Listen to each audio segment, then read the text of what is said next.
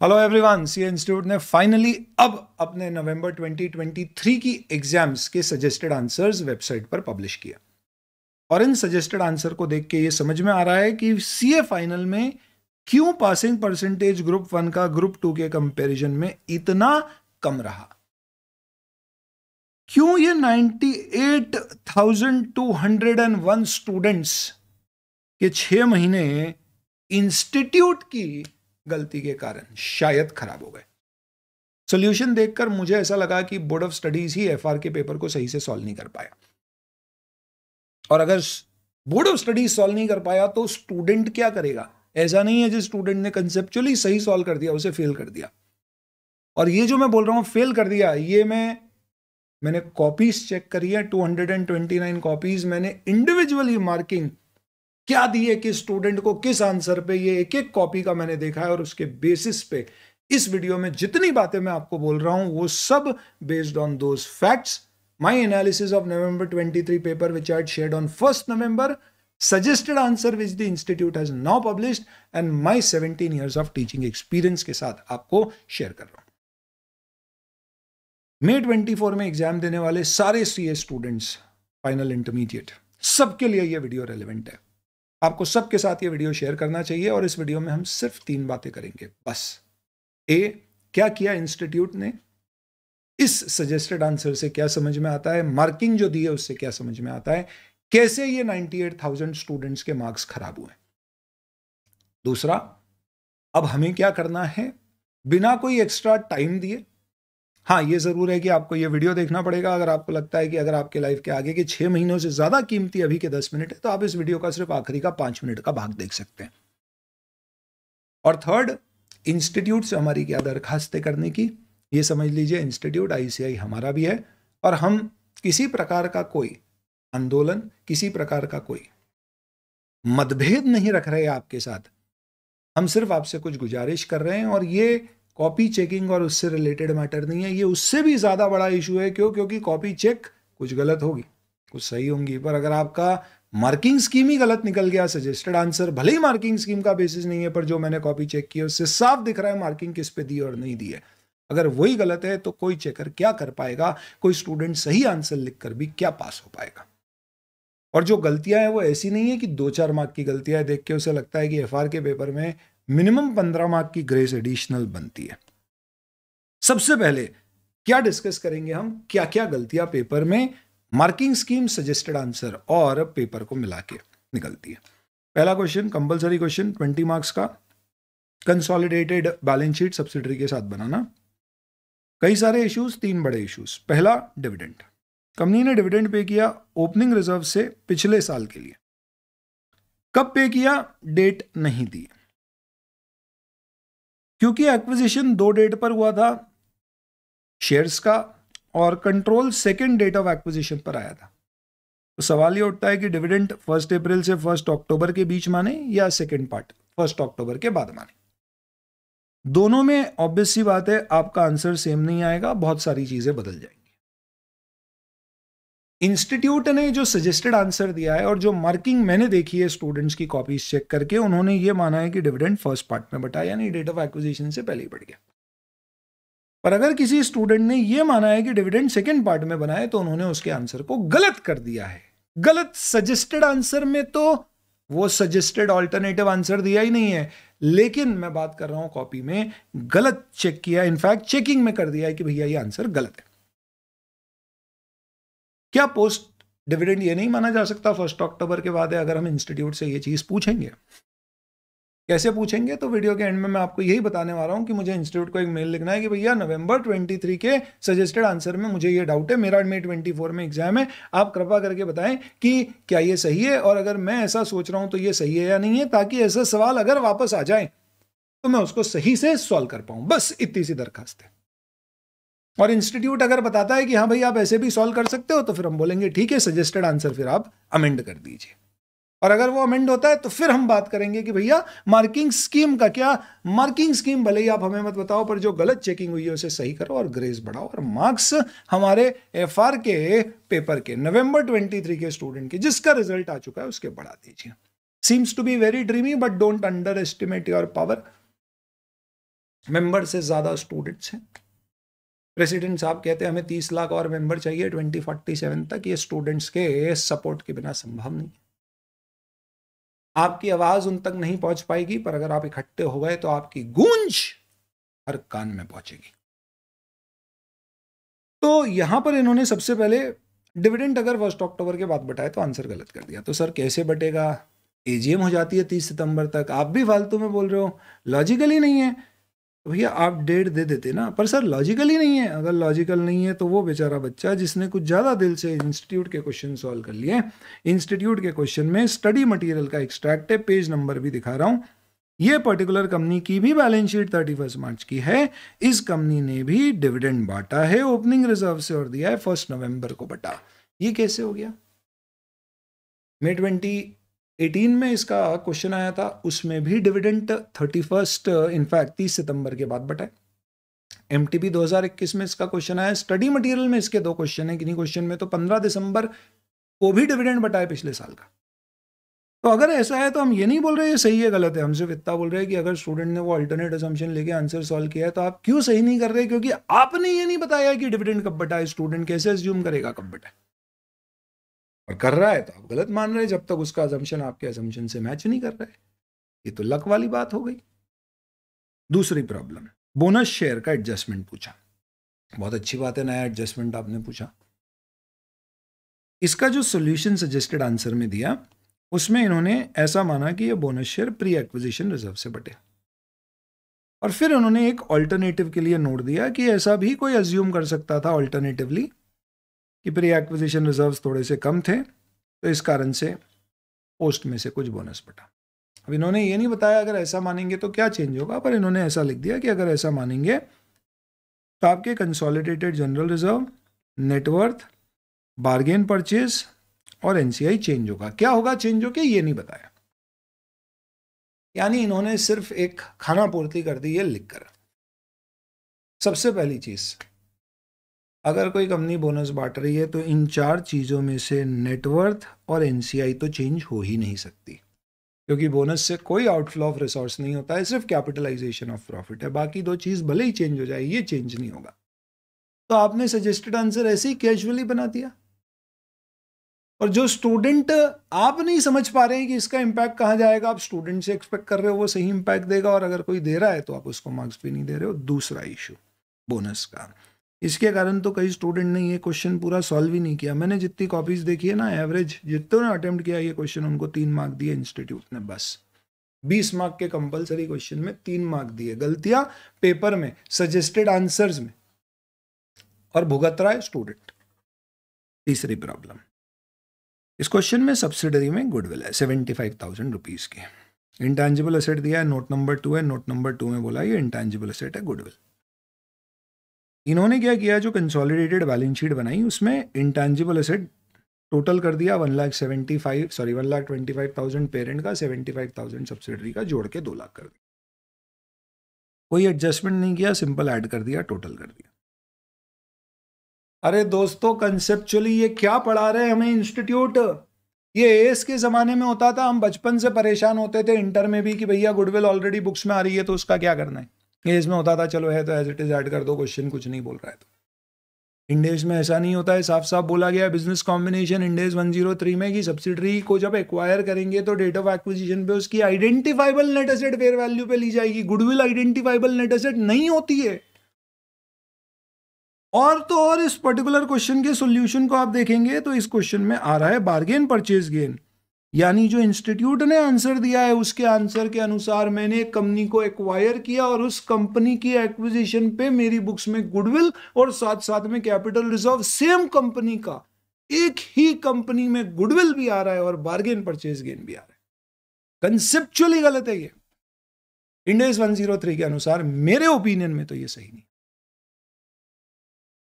पर इंस्टीट्यूट ने ऐसा सॉल्यूशन दिया है, और ऐसी स्टूडेंट की कॉपियां हैं जिनमें उन्होंने सही ट्रीटमेंट दिया और उनको गलत कर दिया।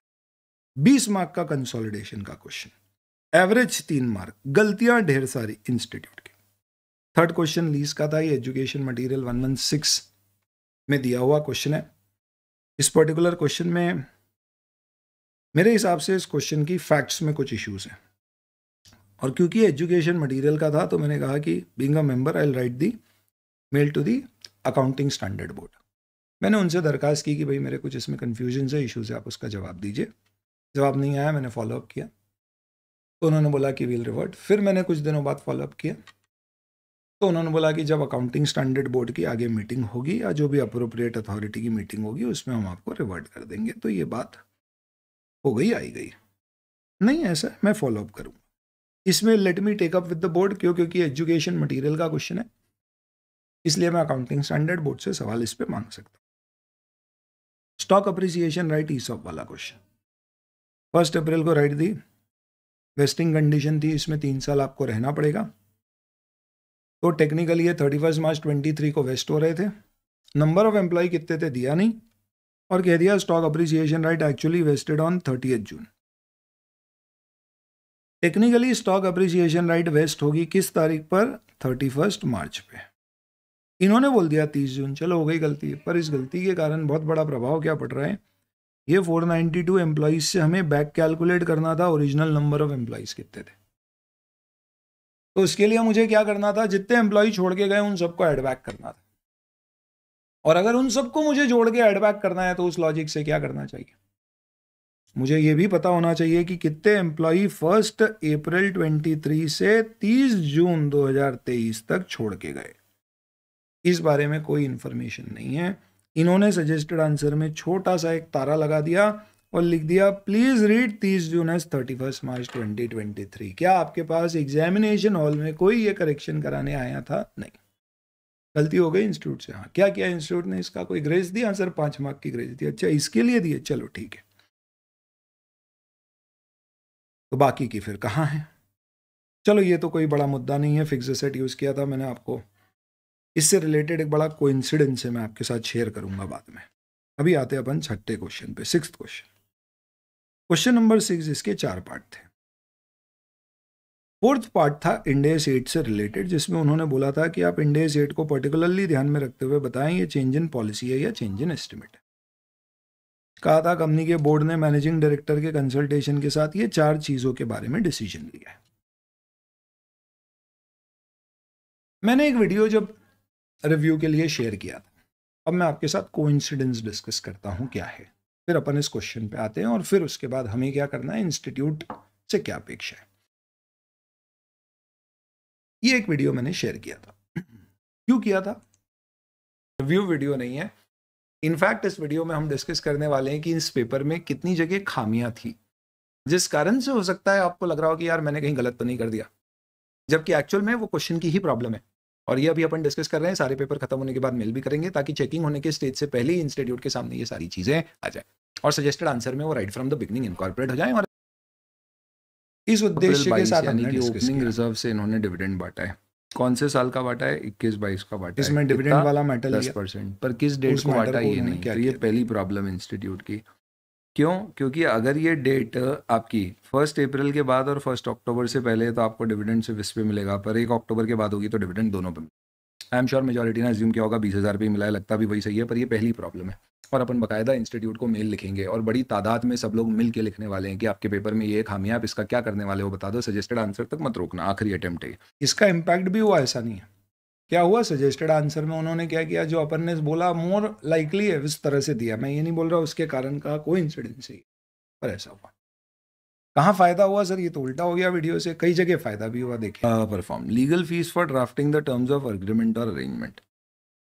अब टेक्निकली अगर अरेंजमेंट और अग्रीमेंट हो चुका है और उसके बाद लीगल फीस इनकर हुई है तो फिर वो ऐड होगी, लेकिन हम अग्रीमेंट अभी ड्राफ्ट कर रहे हैं, इसका मतलब अभी भी दोनों पार्टीज के पास ऑप्शन है कि वो इससे बाहर निकल सकती है अग्रीमेंट से, यानी फेल हो सकता है अग्रीमेंट, तो फिर उस पर्टिकुलर केस में ये ऐड नहीं होगी। क्योंकि लॉजिक सिंपल सा होता है, कॉन्ट्रैक्ट कॉस्ट में क्या आएगा, अगर कॉन्ट्रैक्ट नहीं होता तो ये कॉस्ट नहीं लगती। तो अगर ये इवैल्यूएशन स्टेज पर होता तो उस पर्टिकुलर केस में ये ऐड नहीं होएगा। कंफर्म हो चुका है ड्राफ्टिंग उसके बाद की जा रही है तो ऐड होएगा। ज़्यादा आंसर किस तरफ होना चाहिए कि ऐड नहीं होगा? देखो ये डिस्कस किया, यहाँ पे ये ऑल्टरनेट आंसर भी दे दिया इन्होंने, और इसमें देखा है कि चेकिंग हुई है तो दोनों के 1-1 मार्क्स दिए, यानी यस लिखा है तो भी 1 दिया है, नो लिखा है तो भी 1 दिया है। पर ऐसा बाकी जगह भी होना चाहिए था, नहीं हुआ। क्या किया उन्होंने? थोड़ी सी बात और बतानी है मुझे, देखिए। स्टैंडर्ड है, अकाउंटिंग स्टैंडर्ड में होते थे फिक्स्ड एसेट्स। ये सारे क्वेश्चन कराए हुए हैं मैंने एएस के ज़माने में 2017 से पहले। ये देख लो आप, फिक्स्ड एसेट दिया हुआ है, ये कोई बात ही नहीं होती है दोस्त। क्या बोल रहे हैं, ये 3 सेगमेंट है एचएमडी और इन्फॉर्मेशन, ये बात दी गई है 31 मार्च 2000। अब आप देखिए यहाँ पे इन्होंने क्या किया, फिक्स एसेट वाला आप सॉल्यूशन देखेंगे, उन्होंने यहाँ पे नोट लगा के नीचे लिख दिया कि फिक्स एसेट को नॉन करंट एसेट पढ़ा जाए। अब जो सबसे इंपॉर्टेंट बात मैं शेयर कर रहा हूँ ये देखिए, और ये आखिरी आपका क्वेश्चन है बेसिकली इंडिया से related change in policy, change in estimate. ये भी एएस के ज़माने का क्वेश्चन है, उसी के पर्सपेक्टिव में इसके पूरे आंसर्स आपको देखने को मिलेंगे। तो इन सब में पूछा गया है कि ये चेंज इन पॉलिसी एस्टिमेट इसमें एप्लीकेबल इंडेक्स के अनुसार आप क्या मानोगे। इसमें भी टेक्निकल क्या इशू, जैसे टेम्पररी फॉल इन इन्वेस्टमेंट, ये सब एएस में होता था बेटा। अकाउंटिंग स्टैंडर्ड के ज़माने में ऐसा होता था, टेम्पररी फॉल इन इन्वेस्टमेंट होता था तो अपन परमानेंट इन्वेस्टमेंट्स में लॉस बुक नहीं करते थे, जबकि इंडेक्स में ऐसा होता ही नहीं है। तो ठीक है, इसके आंसर निकल सकते हैं। The idea is not to discuss every answer, but the idea is basically to tell you what, just 2 things. Number 1, आप जैसा भी सोच रहे हो आपके मार्क्स उससे बेहतर आएंगे, चिंता। तो ये जो लास्ट पर्टिकुलर क्वेश्चन है अपना, इस क्वेश्चन में क्या हुआ, मैंने बोला कि भाई ये तो कुछ गड़बड़ है। आप देखिए 4th वाले पार्ट में, तो इन्होंने क्या किया देखिए, 4th वाले का आंसर क्या दिया। बहुत इंपॉर्टेंट चीज़ है, समझना है आपको, और इससे मार्किंग पे बहुत बड़ा इम्पैक्ट पड़ रहा है। ये भी देखो, भले ही ये क्वेश्चन एक 5 मार्क का क्वेश्चन है, बट इसका इम्पैक्ट क्या होता है। 5 मार्क का क्वेश्चन गलत होने से ऐसा नहीं है कि हमें 5 मार्क का क्वेश्चन अलग से ऑप्ट करने का चांस मिलता है। हमें या तो उस 5 की गड़बड़ क्वेश्चन के कारण कॉन्फिडेंस उस क्वेश्चन पे जाता है, तो पूरा वो 20 मार्क का क्वेश्चन हम छोड़ते हैं। और कई बच्चों ने 6 क्वेश्चन अटेम्प्ट नहीं किया। इन्वेस्टमेंट पे अपन ने बात की कि भैया ऐसा एज में होता था, इंडेज में होता ही नहीं है। तो इन्होंने क्या किया, यहाँ पे आंसर दे दिया कि ये अपने आप में एक एरर है। ना ये चेंज इन पॉलिसी है, ना ये चेंज इन एस्टिमेट है, ये एरर है। और बाकी जो चीज़ें पूछी थी उन चीज़ों में इन्होंने बोल दिया कि आप वर्क्स कॉस्ट पे आ रहे हैं inventory valuation from prime cost, तो ये चेंज इन पॉलिसी है। यहाँ पे भी इन्होंने इस तरह से आंसर दे दिया। मेरा सवाल यहाँ पर है, इंडेस 2 कहाँ पर अलाउ करता है प्राइम कॉस्ट के बेसिस पे इन्वेंट्री को वैल्यू करना? नहीं, करता ही नहीं है। इनफैक्ट इंडेस 2 में वैल्यूएशन ऑफ इन्वेंट्री तो हमेशा कॉस्ट ऑफ प्रोडक्शन पे होगा, जो कि वर्क्स कॉस्ट होगी। अगर ये डेफिनेशन टर्म्स की देखनी है तो कॉस्ट अकाउंटिंग स्टैंडर्ड पे जाना पड़ेगा, वहाँ पे डिफाइन किया गया। प्राइम कॉस्ट में सिर्फ डायरेक्ट कॉस्ट आती है, जबकि इंडेस 2 एस 2 सब कहते हैं कि कॉस्ट ऑफ कन्वर्जन भी जुड़ी जाएगी, ओवरहेड्स को भी अलोकेट किया जाएगा, ऐड किया जाएगा। इसका मतलब अगर आप अभी तक इन्वेंट्री प्राइम से वैल्यू कर रहे थे और वर्क्स कॉस्ट पे जा रहे हो, तो ये चेंज इन एस्टिमेट नहीं है, ये क्या है, ये चेंज इन पॉलिसी नहीं है, ये क्या है, ये एरर है। लेकिन इस मुद्दे के बारे में कोई डिस्कशन नहीं हुआ था। यहाँ पर देख लीजिए इन्होंने इनका आंसर क्या बना दिया। आंसर में इन्होंने सिंपली लिख दिया कि इस पर्टिकुलर चीज़ को क्या माना है, they have treated it as a change in policy. और क्या लिख दिया, कॉस्ट फार्मूले में चेंज है। जबकि फार्मूला कब यूज़ होता है, जब स्पेसिफिक आइडेंटिफिकेशन मेथड अवेलेबल नहीं होता है, तो फीफो या वेटेड एवरेज कुछ यूज़ करते हैं। ये कैसे कॉस्ट फार्मूला है, एनी विच वेज। अब आप समझें कि ये सारी गलतियों के कारण सजेस्टेड आंसर में प्रॉब्लम है। प्रॉब्लम है तो कहीं ना कहीं बच्चे के मार्क्स कम हुए हैं। मार्क्स कम हुए हैं तो अब हम क्या करेंगे। मैंने मेरी तरफ से इंस्टीट्यूट को इन सारी चीज़ों के ऊपर मेल लिख दिया। क्या हुआ, ये सारे मेल लिखने से उसका आउटकम भी बता देता हूँ। पहले मैंने सेल्फ सर्विस पोर्टल पे डाला, उन्होंने बोला ग्रीवियंस क्लोज्ड। मैंने बोला चलो बढ़िया, जवाब मिल गया। उन्होंने बोला नहीं, ये यहाँ पे मेल करो। मैंने उस जगह मेल किया तो उन्होंने बोला यहाँ नहीं है, आप बोर्ड ऑफ स्टडीज़ के जो फैकल्टी एक्सपर्ट है उनको मेल करो। उनको किया, उन्होंने बोला ठीक है अभी जवाब दे देते थोड़े दिनों में। तो उन्होंने बोला भाई मंडे तक जवाब दे देंगे। चलो बढ़िया है, कोई दिक्कत नहीं। तो अपन गोल गोल घूमते रहेंगे क्या, कोई दिक्कत नहीं है, हमें तो सोल्यूशन चाहिए। आप घुमा लो रोज रोज, पर सॉल्व कर दो। करना क्या है हमें समझिए, मोस्ट इंपॉर्टेंट दोस्तों, हमें आईसीआई से दरखास्त करनी है कि हम मे 24 के स्टूडेंट हैं और इस पेपर में हमें ये कंसेप्चुअल प्रॉब्लम्स आई है। किसी स्टूडेंट ने ड्राफ्ट किया, मैं टेलीग्राम में आपके साथ शेयर कर दूंगा। मैंने मेरी तरफ से इसमें जो एडिट करना था कर दिया। आप एज अ मे 24 स्टूडेंट ये क्वेरी इंस्टीट्यूट से पूछिए और इंस्टीट्यूट को बोलिए कि सजेस्टेड आंसर में ऐसा दिया है, क्या ये ऐसा किया जाए तो क्या लॉजिकली ये सही होगा, या जो दिया है वही करना है। अगर आगे एग्जाम में ऐसा क्वेश्चन आए तो मैं क्या करूँ, ये बता दीजिए, ताकि आगे मैं कम से कम बिना गलती किए पास हो पाऊं, गलती किसी की भी हो। इस तरह से हम इन सब के ऊपर जवाब मांगेंगे। अगर ये सब देख के कहीं लगता है कि सजेस्टेड आंसर में बदलाव की जरूरत है, तो हम रिक्वेस्ट करेंगे कि भाई आप सजेस्टेड आंसर अपडेट कर दें, इंस्टीट्यूट करे। और अगर वो अपडेट होगा तो फिर हम बात करेंगे कि भैया एफआर के स्टूडेंट्स के मार्क्स का क्या। तो सजेस्टेड आंसर और मार्किंग स्कीम में तो कोई कोरिलेशन ही नहीं है। स्टेप बाय स्टेप सारे कोरिलेशन क्रिएट होंगे। स्टूडेंट की कॉपी है सामने हमारे पास, कैसे मार्क्स दिए हैं डेफिनेटली उसको क्रॉस कर पाएंगे। लगता है अब FR का पेपर का जो मार्क्स दिया इंस्टीट्यूट ने नवंबर 23 का, उसमें कोई बदलाव आएगा? चांसेस तो बहुत कम। और ये ज़रूर है दोस्तों कि प्रयास हम करेंगे और हो सकता है कि रेट्रोस्पेक्टिव नहीं तो प्रोस्पेक्टिव ही सही बदलाव हो जाए। करना क्या है आपको? टेलीग्राम से आपको कहाँ मेल करना है, क्या मेल करना है, टेक्स्ट दिया, आप पढ़िए, आपको ठीक लगे आप मेल करिए। आप ये समझ लीजिए दोस्तों 50, 100, 200 लोग मेल करेंगे, उससे कुछ नहीं होने वाला है। हजारों की तादाद में आपको सवाल पूछना पड़ेंगे तो जवाब आएंगे। नेक्स्ट, मुझे लगता है अब आप लोगों का समय आ चुका है कि आप लोगों को एक स्टूडेंट एसोसिएशन बना लेना चाहिए। इसके लिए मैं आपके साथ एक फॉर्म शेयर कर रहा हूं डिस्क्रिप्शन में, उस फॉर्म को आप भरिए। ये कोई व्हाट्सएप ग्रुप या ऐसा एसोसिएशन नहीं होगा। इस एसोसिएशन में आप कोई भी चीज़ अगर आपको लगता है आप कम्युनिकेट करें, मैटर को पोल किया जाएगा सारे स्टूडेंट्स के साथ में, मेकिंग अ कम्युनिटी। अगर ये लार्ज स्केल प्रॉब्लम होगी कई सारे स्टूडेंट्स की, तो लार्ज स्केल पर स्टूडेंट को रिक्वेस्ट की जाएगी कि आप लोग इंस्टीट्यूट के सामने ये सवाल खड़ा करें। I propose you should create a student association so that everything is in your control. Definitely हो सकता है कि स्टूडेंट्स के कुछ मैटर्स हम ऐसे हों कि भाई एग्जाम की डेट क्या पोस्टपोन होगी इलेक्शन के कारण, उसमें इंस्टीट्यूट भी जवाब नहीं दे सकता, उनके हाथ में नहीं है। ऐसे मुद्दे हमें उठाने नहीं। तो इसे क्या किया जाएगा, कहीं ना कहीं मॉडरेट किया जाएगा। और मॉडरेट कौन कर सकता है? फैकल्टीज कर सकती है। I could be one of the faculties, there could be other faculties. आपको जिनको लगता है जोड़ना है आप बताइए, अपन उन सबको जोड़ेंगे। फास्ट की सारी फैकल्टीज जुड़ेंगे। इसका ऑब्जेक्टिव क्या होगा एसोसिएशन का? आपकी प्रॉब्लम है, आपको IBS से रिलेटेड इशू है, सेल्फ पेज मॉड्यूल के कब वीडियोस आएंगे वो इशू है, ऐसे कोई भी मुद्दे लार्ज स्केल पर अपन लार्ज स्केल पर इंस्टीट्यूट से पूछेंगे तो जवाब मिलेगा। कुछ मेल्स के जवाब नहीं मिलते, ये देख लिया है, कई बार देखा है। ये जो एसोसिएशन बनाया जाएगा, जो भी इसे मॉडरेट करेगा, जो भी फैकल्टी इसमें इन्वॉल्व होना चाहती है, कोई मेंबर आपको लगता है उसमें कंट्रीब्यूट कर सकता है, जो इन्वॉल्व होना चाहे हुए, और जितने स्टूडेंट इस एसोसिएशन का मेंबर बनेंगे, इन स्टूडेंट के साथ किसी भी प्रकार की कोई चर्चा except for their query solving with respect to the institute नहीं होगी। कोई क्लासेस की बात, बुक्स की बात, ये सब कुछ भी नहीं। Pure objective is for query problem resolution at large scale of CA student at any level, foundation, inter and final।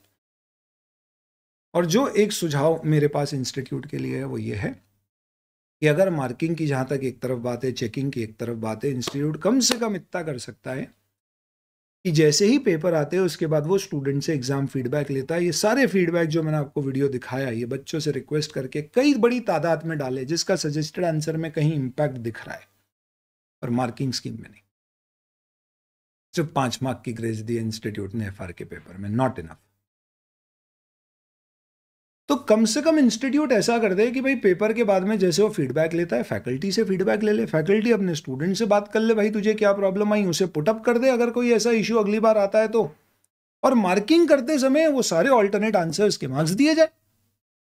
आप इतना कर दें तो कम से कम टू अ लार्ज एक्सटेंट एक लेवल की प्रॉब्लम तो रिजॉल्व होगी। ये जो 9.46% आपका पासिंग रिजल्ट आया है, जिसमें आई एम श्योर FR का बहुत बड़ा योगदान है। पहला पेपर, कम marking, impact running over to other papers.